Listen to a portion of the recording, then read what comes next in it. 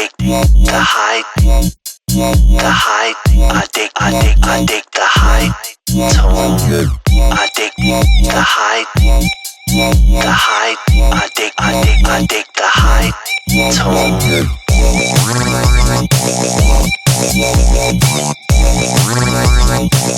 high tone. Right, so once you've disconnected the coil and the headphones, I mean I've got this adapter thing for my headphone socket. You could just take your headphones out if you haven't got this. You want to take out this screw and this screw, holding on to this because it's likely to fall out. There's two little rods of plastic, so you undo these and then you can take the console away from the shaft. Okay, so I skipped a little bit of this out for you, but basically the sticker on the front, basically heat it up with a hairdryer, just get it nice and warm. I took this modelling knife and just sort of stuck it under the corner a little bit, just to get the corner up, and then kept it sort of stuck down where it is right now, and sort of just used my finger on it and just sort of pulled it across that way, but really slowly. Probably took about 2 minutes to actually peel it off carefully, just to make sure all the adhesives stays on it. And so now that is going to stay there, out of the way from any dirt and stuff. And this is what's underneath it.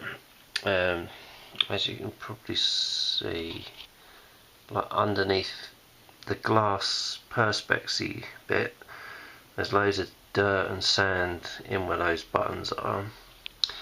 Now these screws, if it focuses in, come on, it's not that hard, is it? Yeah, there you go. These are security bits, so they've got a little nipple in the middle. You need a bit set to get them. I think they might be T2s. I think they're called T2s. I know I've got one somewhere. Well, I'll go and find that. I'll show you what that looks like, and we'll take this section off and we'll see what's underneath that. Because I'm going to give this a good clean over. I actually have a problem with mine. Don't know if anyone else has had it, but these little bits here, where you tighten up the headphones and the coil, my have turned a little bit, so sort of spun round. And apparently they're not supposed to move at all. They're supposed to be sealed in here somewhere. So I'm kind of concerned that it's not fully waterproof, so I want to get in there and see what I need to do to maybe put some glue sealant around this, see what's going on. Yeah, I'll see you in a minute.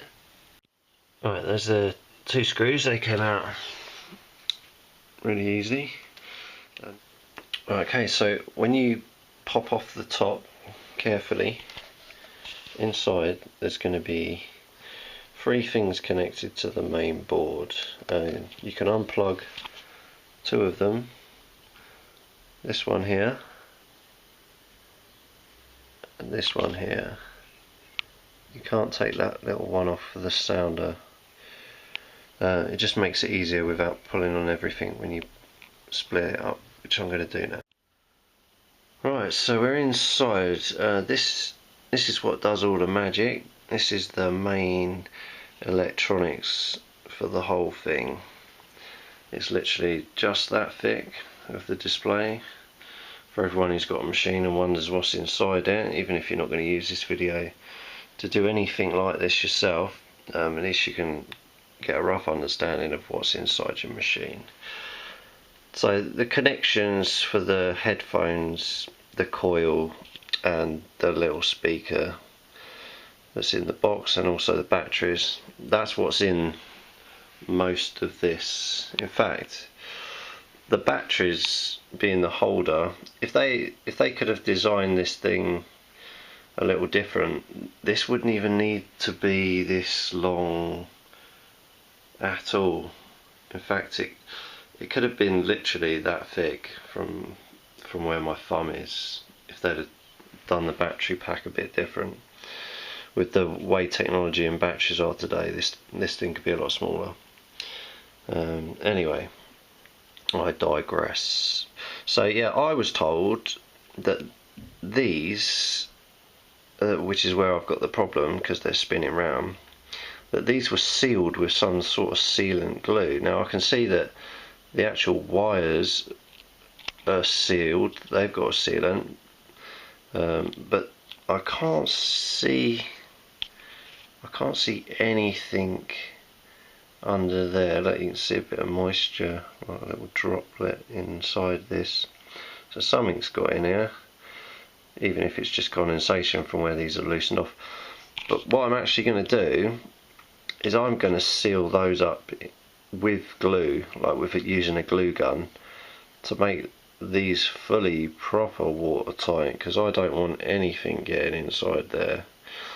Because I'm planning on using this in some rivers, but I've been a bit dubious about it because obviously mine have turned a little bit and I thought, whoa, I won't be using them. But yeah, so yeah, this is it. I'm gonna do what I can with these, and I'll show you the rest in a bit. I'm gonna go one bit further because I want to clean these buttons out. So I'm going to take 4 screws out on this circuit board, being careful, lift it out, turn it over, and I'll show you the other side with the buttons off.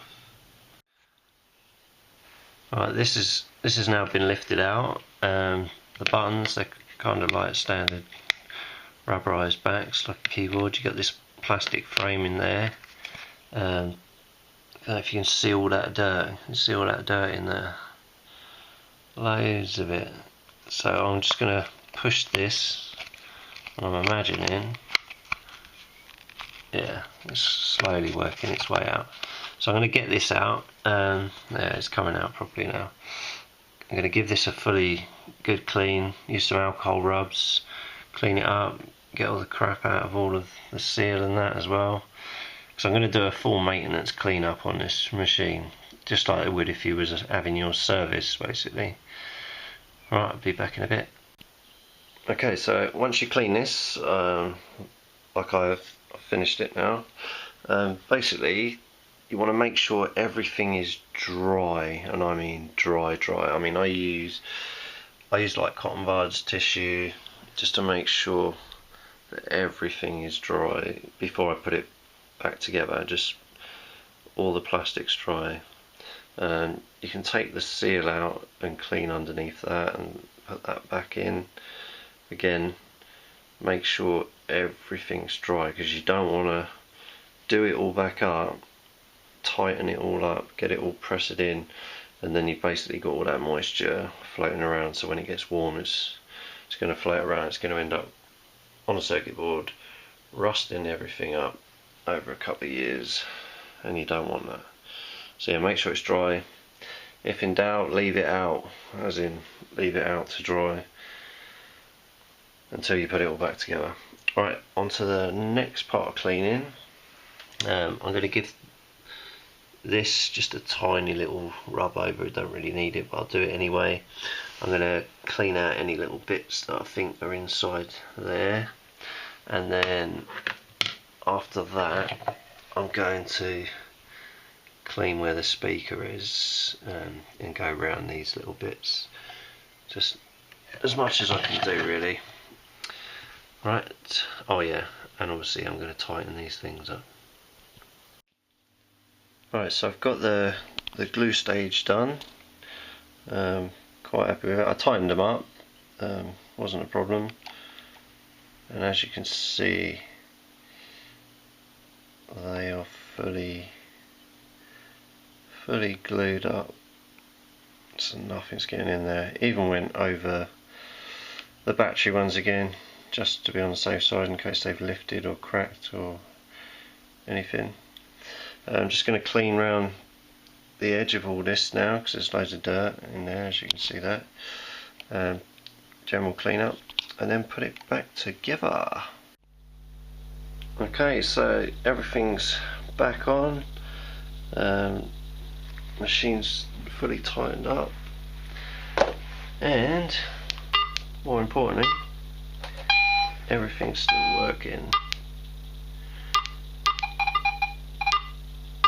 So yeah, thanks for watching the video. I hope you liked it, even if it was just being inquisitive, wanting to know what was inside one of these. I needed to do it anyway, so it was a good learning curve for me. I'll probably do it annually, just to give it a clean out once a year. Yeah, until then, I'll see you in my next video. Hopefully I'll be out on a dig soon, so yeah, I can't wait. Cheers guys, bye.